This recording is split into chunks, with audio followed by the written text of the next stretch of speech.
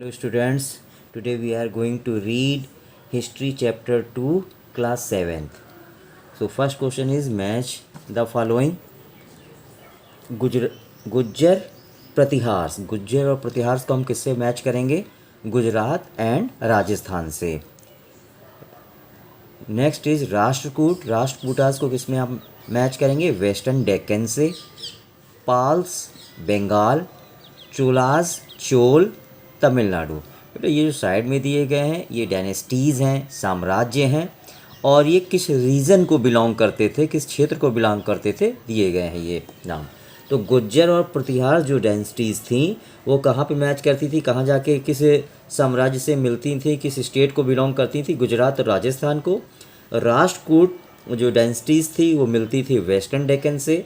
पाल्स जो थे वो बंगाल पे थे, और चोल जो थे वो तमिलनाडु पे थे. Now move to second one.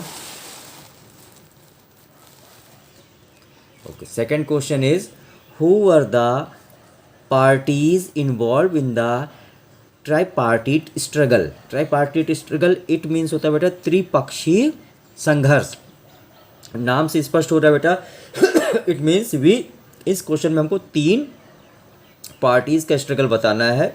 तो parties involved in the tripartite struggle, Gujjar Pratihar एक हो गया, राष्ट्रकूट दूसरे हो गए, पाल्स तीसरे हो गए. अब इनमें स्ट्रगल किस बात को लेके होता था? To control over the Kannauj. ठीक है, कन्नौज पे शासन करने के लिए इन पे आपस में क्या होता था? स्ट्रगल्स होते थे. Question number 3, what were the qualification necessary to become a member of a committee of sabha in Chola empire? जो चोल एम्पायर था, चोल साम्राज्य था, उसके लिए कमेटी के मेंबर बनने के लिए, सभा का सदस्य बनने के लिए क्या क्या क्वालिफिकेशन होनी चाहिए थी? तो क्वालिफिकेशंस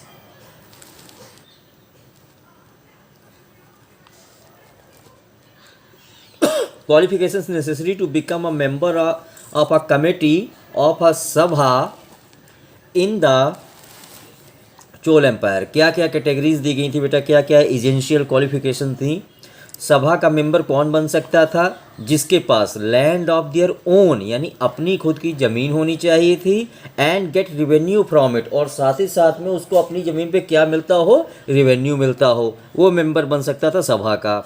नेक्स्ट क्वालिफिकेशन थी सभा का मेंबर, कमेटी में जो सभा थी उसका मेंबर बनने के लिए दूसरी कंडीशन थी एज बिटवीन 35 टू 70 ईयर्स. जो सदस्य बनना चाहते थे उनकी एज जो थी 35 से 70 के बीच में होनी चाहिए. Third one is knowledge of Vedas, वेदों का उसको ज्ञान होना चाहिए. Anyone who has been a member in the last 3 year can not be a member. जो भी इसके पहले 3 साल तक मेंबर रहा हो वो इसमें मेंबर नहीं बन सकता. हैव टू सबमिट अकाउंट्स, और उसको क्या जमा करना पड़ता था? अकाउंट्स को सबमिट करना पड़ता था, जमा करना पड़ता था. Question number 4, what were the 2 major cities under the control of Chahamanas? Chahamanas के अंडर में कौन सी 2 मुख्य शहर थे? तो इसका आंसर बेटा दिल्ली एंड अजमेर. ये चहमनास के अंतर्गत 2 फेमस सिटीज़ थी. Now move to question number 5, how did the Rashtrakuta become powerful? Rashtrakuta कैसे पावरफुल बने, शक्तिशाली राष्ट्रकूट कैसे हो गए? Rashtrakuta become powerful in the following manners. Rashtrakutas were subordinate to the Chalukya of Karnataka. जो राष्ट्रकूट थे बेटा वो किसके अधीनस्थ काम करते थे? पहले चालुक्य के.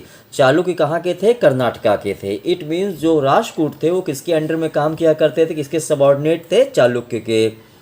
After that in the mid 18th century, Dantidurg, a Rashtrakuta chief, overthrew his Chalukya overlord. अब देखिए बेटा मिड 8th सेंचुरी मतलब 8वीं शताब्दी के मध्य में दंतीदुर्ग, दंतीदुर्ग कौन था बेटा? राष्ट्रकूट का चीफ, राष्ट्रकूट का जो मुखिया था दंतीदुर्ग, उसने चालुक्य के हटा दिया, चालुक्य को वहाँ से हटा दिया जिनके आदेश में वो काम किया करते थे. He performed a ritual called हिरण्यगर्भा with the help of Brahmins. उसने एक रिचुअल चलाया, एक रीत चलाई कि उसका नाम क्या दिया, किस रिचुअल का क्या नाम दे दिया? हिरण्यगर्भा. और किसकी सहायता से चलाया बेटा? ब्राह्मण्स की सहायता से, क्योंकि उस दौरान इनको महत्व दिया जाता था, ब्राह्मण्स को स्कॉलर माना जाता था, पढ़े लिखे माना जाता था। This ritual was the consider to lead the rebirth of sacrificer as Kshatriya. इसमें क्या बताया गया बेटा, जो किसके कैटेगरी में आते थे, जो सेक्रीफाइस करते थे, इस रिचुअल्स के बाद क्या माना गया कि वो किस कैटेगरी में आएंगे, क्षत्रिय में आएंगे। Even if was not a Kshatriya by birth, चाहे वो बर्थ से, जन्म से क्षत्रिय हो या ना हो। अदर इन्फ्लुएंशियल फैमिलीज लेफ्ट दियर प्रोफेशंस, जो दूसरी इन्फ्लुएंशियल फैमिलीज थी, यानी जिनका प्रभाव था सोसाइटी में, राज्य में, उन्होंने क्या किया, लेफ्ट दियर प्रोफेशंस, उन्होंने अपने काम छोड़ दिए, अपने व्यवसाय छोड़े। And took to arm and spread their rule in Karnataka and Rajasthan, उन्होंने हथियार उठा लिए और अपने राज्य का विस्तार किया, स्प्रेड किया, फैलाया उसको, कहाँ तक, Karnataka and Rajasthan. Okay, now we move to question number 6. What did the new densities do to gain acceptance? The new densities did the following to gain power. जो नई densities थी, उन्होंने पावर एकत्रित करने के लिए क्या किया। The new densities were based in their specific region. कहाँ तक सीमित थी बेटा, अपने पर्टिकुलर रीजन तक वो फैली हुई थी। They tried to control other areas. वो चाहती थी कि वो दूसरे एरिया को क्या करें, कंट्रोल करें। The most prized area was the city of Kannauj in Ganga valley, और सबसे ज़्यादा किस एरिया की बात हो रही है बेटा, कन्नौज की। इसके ऊपर भी अपन ने डिस्कस किया था, ट्रिपार्टिट जो स्ट्रगल हुआ था वो किस एरिया को लेकर के हुआ था, कन्नौज को। एट प्रेजेंट कन्नौज कहाँ पे है बेटा, at present Kannauj is in UP, Uttar Pradesh. Okay, rulers belonging to Gujjar Pratihas, Rajkot and Pals fought each other to get control of Kannauj for centuries. भाई तीन नाम फिर आ गया बेटा, देखिए, गुज्जर प्रतिहार, राजकोट एंड पाल्स, इनमें आपस में क्या हुई, लड़ाई झगड़ा होता था, संघर्ष होता था, किस चीज़ के लिए होता था, कन्नौज पे शासन करने के लिए। Their rulers also built temple to demonstrate their power and wealth. जो रूलर्स थे, अपनी धन संपदा को दिखाने के लिए, अपनी पावर को दिखाने के लिए किस चीज़ का निर्माण किया करते थे, टेम्पल्स का, मंदिरों का। When they attacked other kingdom, और जब कभी भी वो दूसरे राज्य पे अटैक करते थे, they generally attacked temples as these were the treasure house of the period। और जब कभी भी वो दूसरे राज्य पे अटैक करते थे तो वो मेनली बेसिकली किस जगह पे अटैक करते थे, टेम्पल्स पे अटैक करते थे, क्योंकि टेम्पल ही जो था वो क्या था, ट्रेजर था। ट्रेजर इट मीन्स बेटा खजाना, जहाँ से उनको काफ़ी धन संपदा मिलती थी। Now we move to question number 7. Okay, look at here the question first. What kind of irrigation works were developed in the Tamil region? Tamil region में कौन सा काम हुआ जो इरिगेशन के डेवलप में सहायक हुआ या इरिगेशन के लिए सहायक हुआ? तो इसका आंसर बेटा आप इस रूप में लिख लीजिए, जो मैंने पेन से लिखा है। The irrigation work developed in Tamil region, short हो जाएगा ये, the irrigation work developed in Tamil region were wells, huge tank to collect water and river channels. Okay ना बेटा, यही चीज़ यहाँ पे लिखी है, ये थोड़ा ज़्यादा डिटेल ब्रीफली लिख दिया है मैंने, इसको थोड़ा शॉर्ट कर दिया है। आपने तीन चीज़ें याद रखनी है बेटा, wells, huge tanks to collect water and river channel. इस चीज़ को डेवलप किया गया ताकि वो अच्छे से इरीगेशन कर सके। Now move to question number 8. What were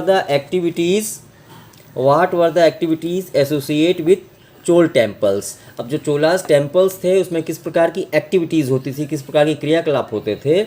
activities associate with Cholas temples, देखिए क्या होता था बेटा, settlements around the temples. Settlements का क्या मतलब है बेटा, बस्तियाँ, ठीक है, कस्बे। वो कहाँ बसाए गए, मंदिर के आसपास क्या हुए, सेटलमेंट्स हुए, बसाए गए, बस्तियाँ बसाई गई। Land grants by both Kings and others, राजाओं द्वारा दूसरों द्वारा क्या प्रोवाइड किया जाता था, जमीन प्रोवाइड की जाती थी।